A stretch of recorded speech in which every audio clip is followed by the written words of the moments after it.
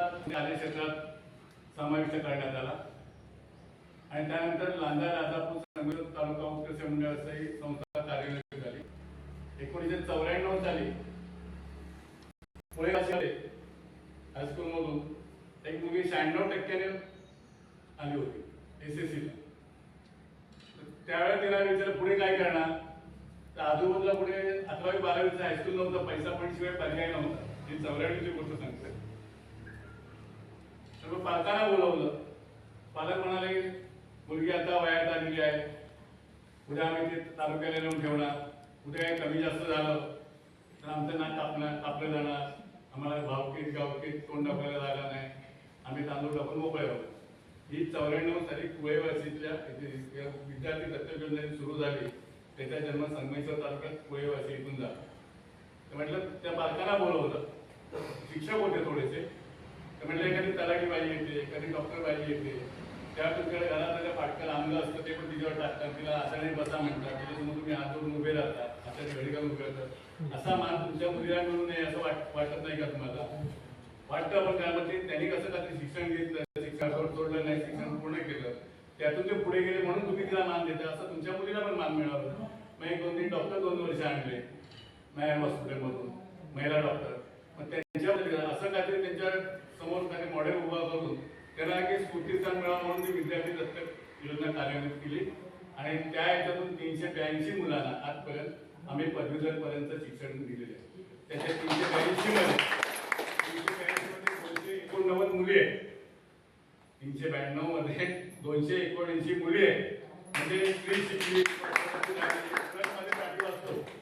आणि त्याच्यापुढे तीच भावना आहे. जर घरातल्या स्त्री आपण रेणुका माता, महालक्ष्मी माता, अंबाबाई, सप्तश्री अशा मातांचा नमस्कार करतो, ती बाईचं ते स्त्रीचंच रूप असतं. पण घरातल्या स्त्रीला आपण तो दर्जा कधी देतो का? त्या पद्धतीने कधी बोलतो का? तर नाही. मुलगा मुलगी असेल तर आपला दीपक आहे, तो कुलदीपक आहे, 7-12चा वारस आहे. मग त्याने शाळेत जावं, तुला काय जायचं, तुमच्या घरी जायची, ही भावनाची 94-95 साली त्या मुलगी होती. त्याला बराचसा शेत देण्याचा प्रयत्न केला आणि मग थोडंसं कार्याचं व्याप्ती वाढत गेलो. पण त्याच्यातून विद्यार्थी दत्तक घेऊन आम्हाला आमच्या काही मर्यादा आहेत. प्रत्येकाला आपण सर्व पूर्ण होता येत नाही, पूर्ण जाता येत नाही. आम्हाला अशी अपेक्षा होती की 384-82 विद्यार्थी होते. त्याने प्रत्येकाने एक पुढे आपल्या आयुष्यात सक्सेस झाल्यावर एक विद्यार्थ्याला मदत करावी. म्हणजे ती कार्य होता एक चळवळ म्हणून वाढत लागेल. पण तसं काय आम्हाला अनुभव आला नाही. खेळाची गोष्ट आहे. पण ते समाधान एवढंच आहे की 382 मुलांना आम्ही पदवीधर केलो. दुसरी गोष्ट त्याच्यानंतर ते देत असताना ती संस्थेचं कार्य जे आहे त्याच्यामध्ये कोणत्याही प्रकारची राजकीय पक्षाकडून, राजकीय व्यक्तीकडून कुठल्याही प्रकारची आर्थिक मदत घेतली जात नाही. नंबर 1. दुसरी गोष्ट, कुठल्याही राजकीय व्यक्तीला या कार्यक्रमामध्ये गेल्या 35 वर्षात आम्ही आमंत्रित केलेलं नाही, आमंत्रित करण्याचा विचार नाही. नंबर 2, मंडळाला जे पत्र येतं त्या पत्रावर मुख्याध्यापकाची सही असेल ते पत्र स्वीकारलं जातं. त्या पत्राला, शाळेच्या पत्राला कोणाची शिफारस असेल, सरपंच, पंचायत समिती, जिल्हा परिषद सदस्य, आमदार, खासदार असे आहेत, त्यांचं कार्यक्षेत्र मोठे, आम्ही फार छोटे आहोत, तर त्यांची शिफारस असेल तर असं पत्र आपण खड्याला काढतो, तसं आम्ही बाजूला काढतो. आणि ज्या शाळेमध्ये, ज्या गावामध्ये आपण शाळेत कार्य करतो, जो कार्यक्रम होणार असतो, तिथे कोणत्याही परिस्थितीत अन्न ग्रहण करायचं नाही. हा नंबर 4. म्हणजे साधी नाही, सर्व काम आम्ही स्वतःहून निवडलेलं आहे आणि आपण निवडलेलं काम आहे. त्यामुळे आम्ही काय मोठं करतो अशी आमची तर भावना नाही आणि धारणा पण नाही. आणि त्यामुळे पुढे का जाऊन तुम्ही पण तुमच्या मनात असं आम्ही कोणतरी मोठे आहोत असं काय नाही, आम्ही पण विचारलेलं. आणि याला सात्विक दान म्हणतो, सात्विक मदत म्हणतो. ती अशामुळे की हे देणारे सर्व दाते आहेत ते फॉर्म 16 भरणारे आहेत. म्हणजे सरकारी काम करणाऱ्या लोकांना सर्व कल्पना आहे. कुठलाही व्यापारी आला त्याच्याकडनं घेतलं काय. आपल्याकडे एक IG होते, त्याचं नाव काय त्यांचं, संजय पांडे. ते म्हणजे महापालिके म्हणजे मुंबई शहराचे पोलीस कमिशनर होते, नंतर महाराष्ट्राचे IG होते, होमगार्डचे IG होते. तर त्यांचा सत्ता आम्ही कार्यक्रमाला बोलवलं, स्मरण केलं. त्याने पण आम्हाला पैसे देतो. म्हणजे तुमच्या सॅलरीतून चेक देणार असाल तर द्या, तुम्ही कोणाकडे सांगणार, मग तो मला चेक देणार, तो आम्ही स्वीकारणार नाही. हे तारीख आम्ही ठेवलं.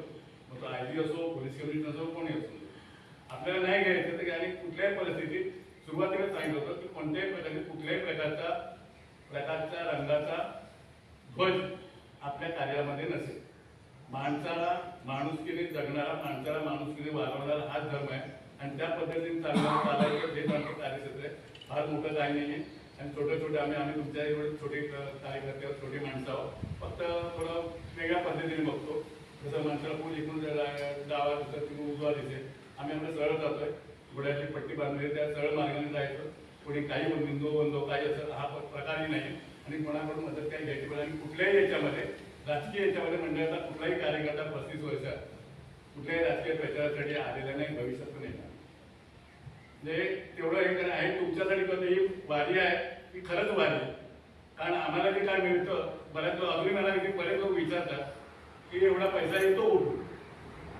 त्याकडे मी जाणतो एक सात्विक मदत आहे, सात्विक दान आहे. त्यामुळे येण्याची आणि ही मुलं जी कुठे आहेत या यांना आम्ही देण्यासाठी येत नाही. ज्या मुलं यांच्यात आम्ही माऊली बघतो पंढरपूर.